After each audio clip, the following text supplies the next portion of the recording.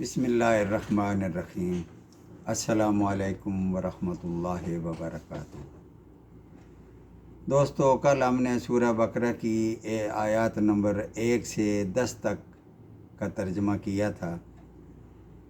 آج ہم اس سے آگے چلیں گے، آیت نمبر 11 سے 20 تک کا ترجمہ پڑھیں گے۔ اور جب ان سے کہا جاتا ہے کہ زمین میں فساد نہ کرو تو جواب دیتے ہیں کہ ہم تو صرف اصلاح کرنے والے ہیں۔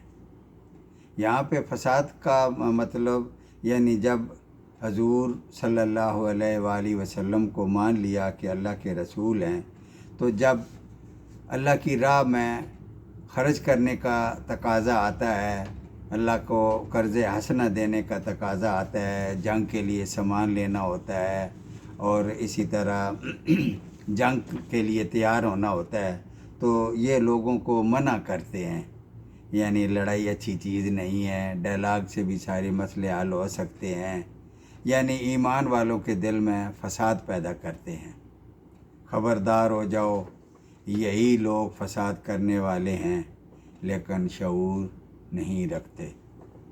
اور جب ان سے کہا جاتا ہے کہ لوگوں یعنی صحابہ اکرام کی طرح تم ایمان لاؤ، تو جواب دیتے ہیں کہ کیا ہم ایسا ایمان لائیں جیسے یہ بے وقوف لے کر آئے ہیں؟ خبردار ہو جاؤ، یقیناً یہی بے وقوف ہیں مگر جانتے نہیں۔ یہ منافقین کا وتیرہ تھا اس وقت کہ وہ چونکہ انہوں نے تو ایسے برائے نام اسلام میں آئے ہوئے داخل ہوئے تھے کہ ظاہر کرنے کے لیے، تو ان لوگوں کو تو یہ لڑائی جنگ وغیرہ اللہ کی راہ میں نکل کر اس طرح کرنا وہ تو ان کو پسند نہیں تھا، وہ تو ان کے لیے بڑا مشکل کام تھا۔ اور جب یہ ایمان والوں سے ملتے ہیں تو کہتے ہیں ہم بھی ایمان والے ہیں، اور جب اپنے بڑوں کے پاس جاتے ہیں یعنی اپنے سرداروں کے پاس جاتے ہیں تو کہتے ہیں ہم تو تمہارے ساتھ ہیں، ہم تو صرف ان سے مذاق کرتے ہیں۔ اللہ تعالیٰ بھی ان سے مذاق کرتا ہے اور انہیں ان کی سرکشی اور بہکاوے میں اور بڑھا دیتا ہے۔ یہ وہ لوگ ہیں جنہوں نے ہدایت کے بدلے میں گمراہی کو خرید لیا ہے۔ بس نہ ہی ان کی تجارت، کون سی تجارت؟ یعنی ہدایت کے بدلے میں جو گمراہی خریدی، ایسی تجارت میں نہ ان کو کوئی فائدہ پہنچا اور نہ ہی ہدایت والے ہوئے۔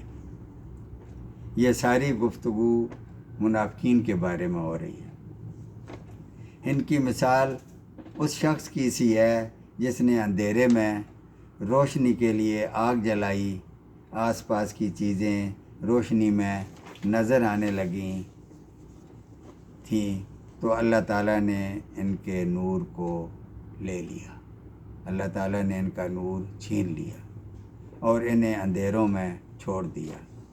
اب یہ نہیں دیکھتے، یعنی حضور کے آنے سے پہلے یہ لوگ اندھیروں میں تھے، حضور صلی اللہ علیہ وآلہ وسلم کے آنے سے روشنی ملی، مگر پھر یہ لوگ کفر اور نفاق میں پڑ گئے تو پھر اندھیروں میں چلے گئے۔ بہرے، گونگے اور اندھے ہیں، پس وہ اب واپس نہیں لوٹنے والے۔ یا آسمان سے برسات کی طرح جس میں اندھیرا ہوتا ہے، ان کی مثال دی جا رہی ہے کہ آسمان سے برسات کی طرح جس میں اندھیرا ہوتا ہے اور گرج کے ساتھ بجلی کڑکے تو موت کے ڈر کے کڑک کی وجہ سے اپنی انگلیاں اپنے کانوں میں ڈال لیتے ہیں، اور اللہ تعالیٰ کافروں کو گھیرنے والا ہے۔ قریب ہے کہ بجلی ان کی آنکھیں اچک لے جائے۔ بجلی جب ان کے لیے روشنی کرتی ہے تو اس میں چلتے ہیں، اور جب ان پر اندھیرا کرتی ہے تو کھڑے ہو جاتے ہیں۔ یعنی رات کے اندھیرے میں جب بجلی کڑکتی ہے تو تھوڑی بہت روشنی ہوتی ہے تو یہ چل لیتے ہیں، جیسے روشنی ختم ہوتی ہے تو اندھیرا ہو جاتا ہے، کچھ سجائی نہیں دیتا تو کھڑے ہو جاتے ہیں۔ اور اگر اللہ چاہے تو ان کے کانوں اور آنکھوں کو بیکار کر دے۔ یقیناً اللہ تعالیٰ ہر چیز پر قدرت رکھنے والا ہے۔ صدق اللہ العظیم۔ السلام علیکم ورحمۃ اللہ وبرکاتہ۔